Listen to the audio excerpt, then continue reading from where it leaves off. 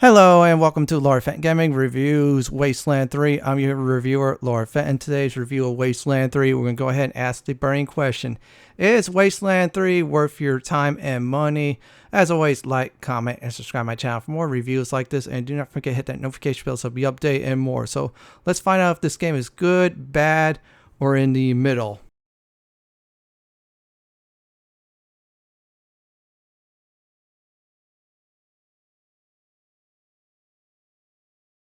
Let's go ahead and talk about the graphics. Oh my goodness. From Wasteland 2 to Wasteland 3, they put a lot of detail in this game.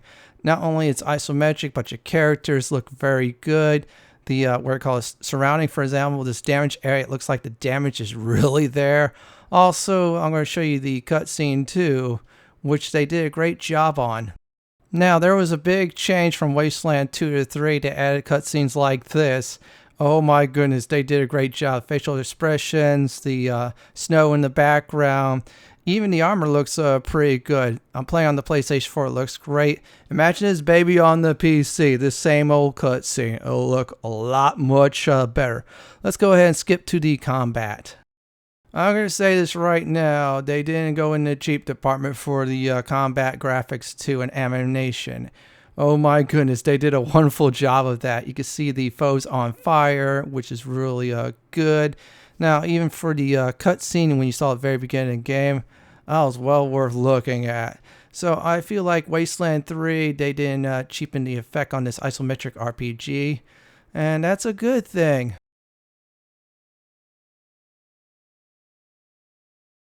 So how do I feel about Wasteland 3? Oh my goodness, it is a wonderful story.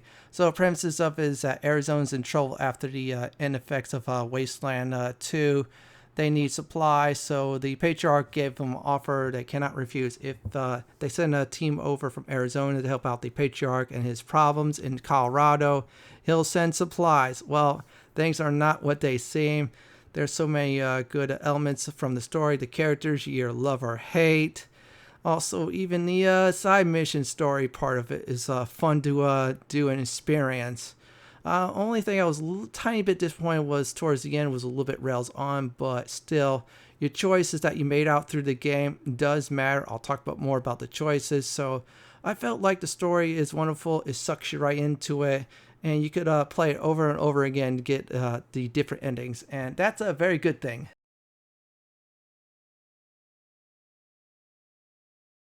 Let's talk about choices and replayability. I'm going to say this right now. This game is not like a certain game where you fill in the blank on the story that starts with an F, ends with a T, with a number 4. We'll leave it at that. So Wasteland 3 gives you choices. You can either, for example, arrest Baron Brigo to bring in Ranger HQ, or the marshals, or just straight up kill him. It's your choice. Some of your choices will come back to haunt you. Some will actually grow into fruition. So what about replayability? Oh my goodness, there is replayability. There's multiple endings, which is really good. And there's even one ending that takes a lot of work and a lot of choices to get that done. So I felt like choice in this game does matter, and replayability is very high.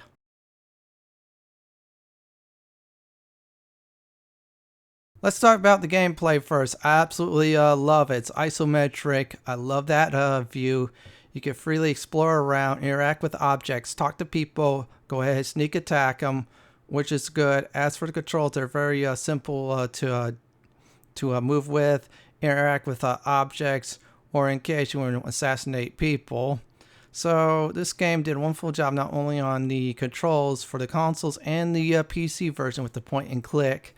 They also did a spectacular job on the gameplay. You cannot ask for anything more.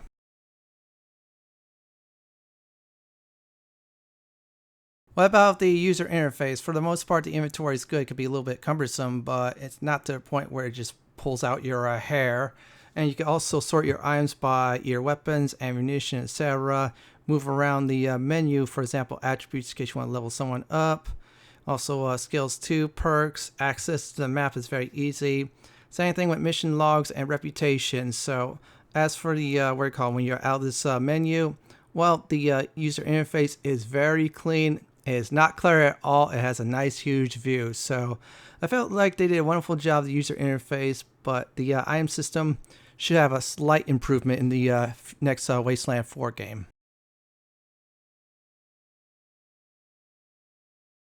So, how do I feel about the music and sound in this game? Oh my goodness, it sucks you right in the game, and you can really enjoy the jams in it.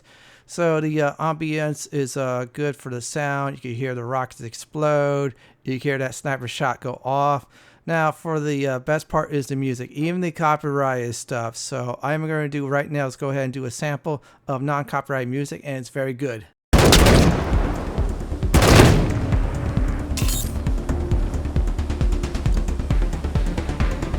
The sound is wonderful. The ambiance is great. As for the music, it fits on so many special occasions, and you should love that in a game like this.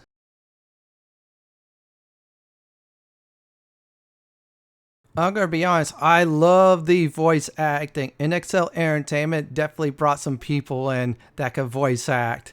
And some of the ones from their previous games, for example, the Barcel 4. For instance, this character McTavish, well, he's the one who voiced Rabby, which is really good. I'll just let y'all listen a little bit in on this guy, which was hilarious, by the way. Sod F, you wee cunts. Come on, bile your head, you jammy git. Aye, you've a face like a scalp there, you dobar. Aye, that'll do. The voice actors and actresses draw you in the game, especially with the companions too, and some of the characters you love and hate. And that's what you want in a game, is a voice acting that draws you right in.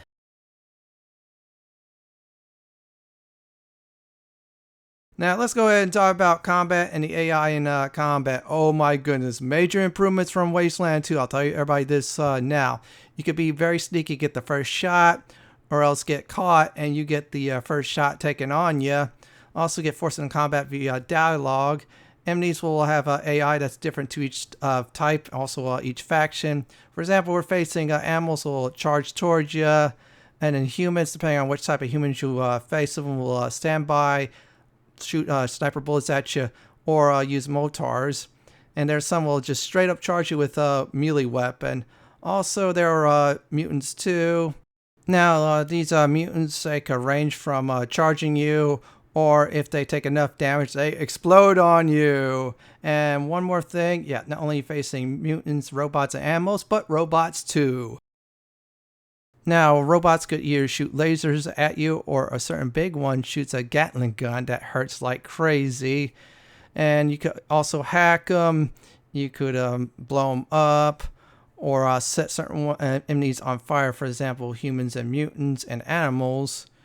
You could also figure out what their strength and weaknesses is if you look at the weapons. So, for example, you're facing these robots, yeah, you should use energy weapons just to quickly take them out.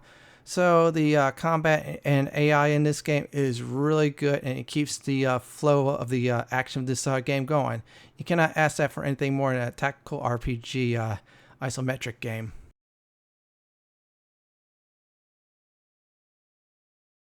Now you're asking, why didn't you mention the Kodiaq in your review of the combat AI? Let me tell you this. This is a very new thing in Wasteland 3. In the other two games, you didn't have vehicle combat. Well, guess what? You have vehicle combat and you have the Kodiaq. And it depends on what you put on the Kodiaq.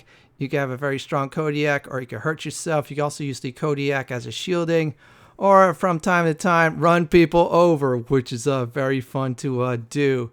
So I felt like the Kodiaq adds another layer of combat in Wasteland 3, and it's a big, huge step up from the previous game in that battle department.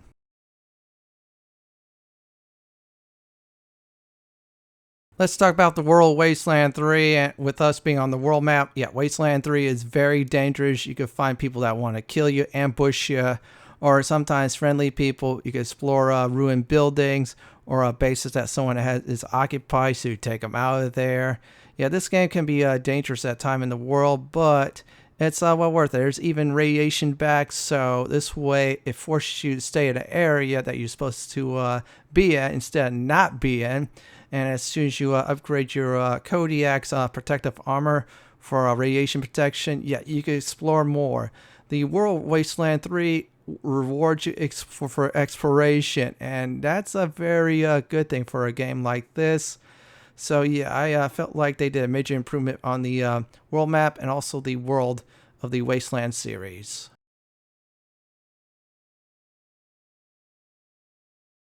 Let's go ahead and talk about the missions in Wasteland 3 besides the story missions, which are really good. Even the side missions are great.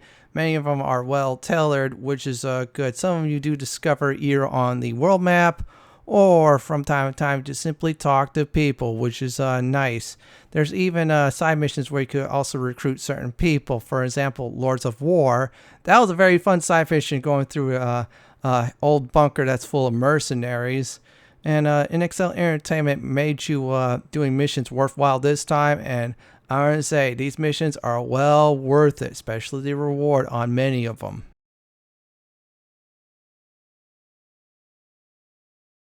I'm going to say this right now, the collectibles are great, and there's some good major improvements for this time around. There's new ones like, for example, creepy dolls. Yeah, you collect one, you get permanent boost in a stat or something like that. For example, you pick up certain creepy doll, you get more explosive damage, which is nice. Even the audio cassette ones are really great to listen to. There's also vehicle parts, collectibles, and ornaments too, so you could deck your Kodiaq out. Even the lore items are back, which is wonderful. So the collectibles this time are well worth getting, especially the creepy dolls.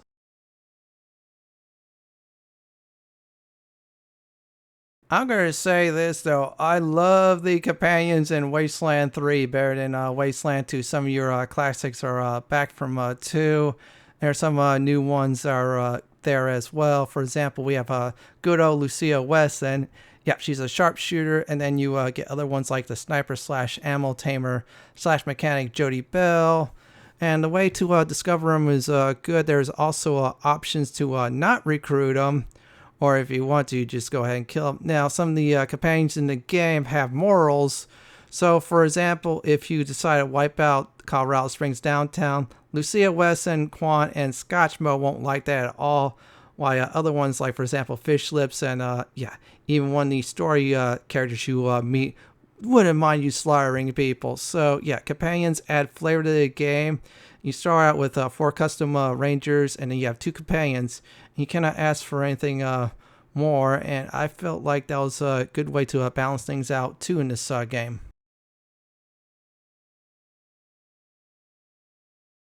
Let's go ahead and talk about character creation, classic, perks, and skills. You could start the game off with these pre-made ones, but why? I mean, character creation in this game has so many wonderful layers. Just let me show you a few examples. Now, let's go ahead and look at the backgrounds. Yeah, they did a great job of backgrounds, more like a bonus thing. So, for example, if you want to make someone that's an explosive maniac who also uses rockets, yeah, go ahead and do so. There's so many wonderful combinations with backgrounds. Also, let me go ahead and show the next part of the character creation after I finish a little bit of going through the customization on the background. Now, when you start out building your character, you can pick a certain weapon. It'll be weak, however, you'll find more as you go along the game. Also, the classics back, which is coordination, luck, awareness, strength, speed, intelligence, and charisma. And of course, if you're building, say, for example, a sniper rifle build, yeah, 10 strength will not be ideal for that character. And you could customize your characters with your attributes, which is great. Also, you could use the skill system too. Now, the skill system, NXL Entertainment did a wonderful job on. There are so many build videos out there because this system. You could make yourself a nice sniper rifle with sneaky shit. Also, for example, you could put survival there and you could just start taking down foes like crazy with that combination. And another good setup is toaster repair, big guns, and explosives. So you could just customize those characters not only with classic and skills, but with quirks too. Yes, quirks are back this time. Quirks are back this time. There's a plus and negative to them. However, if you do certain skill and classic combinations, you can use those quirks pluses to your advantages. So this way you have more pluses than minuses. So yeah, they improved the quirk system, and I love it this time. There's so many good builds based on these quirks too. So you're saying, wait a second, I only could build my ranger at the start, and it's 2 of them. Well, you could build a total of 4 custom characters. As soon as you meet Sergey very early on, you get to make more characters. Yeah, you don't have to go through halfway through the game, unlike the Bard's Tale 4. And you can make custom characters that can replace the ones you messed up on, or build other characters. For example, if you want a mule that is an armor modder, a weapon modder, and also a barter. So this way you could buy things cheap and sell things for much more money, which is great. So character customization, I felt overall it's wonderful. Adds another layer to the game. Heavily improved from Wasteland 2, and you can expand your squad so far. You could even have an OP squad if you know what you're doing, and that is a really good thing for this game.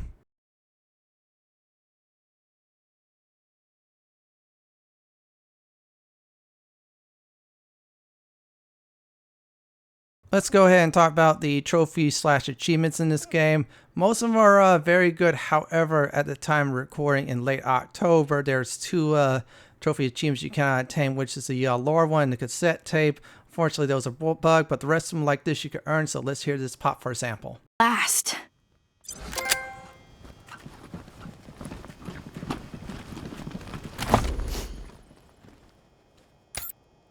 Yeah, the good part about the trophy / achievement system is some of them you could save guns. So if you don't like a certain choice, or you don't want to, waste time going back on certain parts of the game and repeating that again, well, you could get like all 3 or 2 in a set, which is really nice.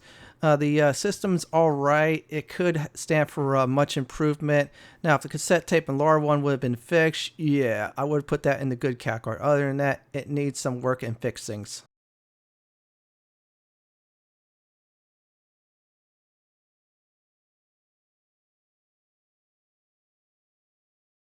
Let's go ahead and talk about the crashes in this game. Oh my fucking goodness. I understand this day it's modern gaming. You put a lot of work, a lot of programming into it. But what if you're enjoying a game and really playing it for a while, and then during the loading, all of a sudden this shit happens? Yes, you fucking crash and you lost some time. And if you were not saving after a while, yeah, you just lost a few good hours. It sucks. It's unfortunate. I'm disappointed in this department. I wish the game was a little bit more stable.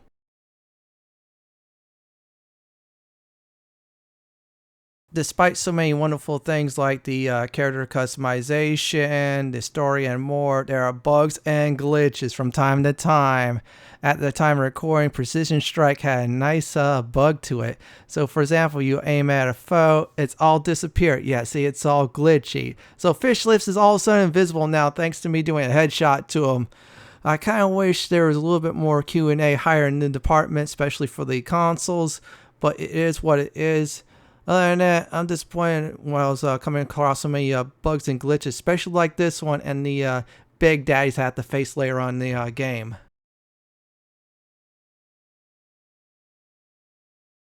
Let's talk about the load times. Yeah, recently they did improve the load times on the patch. However, I felt like still the load time's a little bit excessive. Not Borderlands 3 excessive still. Let's go ahead and just show everybody the load times for this game. So, you know what I decided to do was just show you all a comparison between the load times of Wasteland 3 and Borderlands 3. Now, the difference is one game loads slower than the other. Still, I kind of wish there's more resources to lower the load time of this game. I mean, come on. For example, what if you're enjoying the latter part of the game, all of a sudden you run out of rockets, and you need to go back to the machine commune robot in order to resupply up? Well, that's like 30 to 45 seconds of load time, and with it crashing recently as of this late October patch, yeah, you could also lose progress. So I felt like they need room for improvement for load times, and they should just keep on working on it. So the next Wasteland game, they should use the Divinity Original Sin 2 system for load times, and believe me, people will love them for it. I'd like to add one more thing here, and it is, yeah, it's not at least Borderlands 3 bad.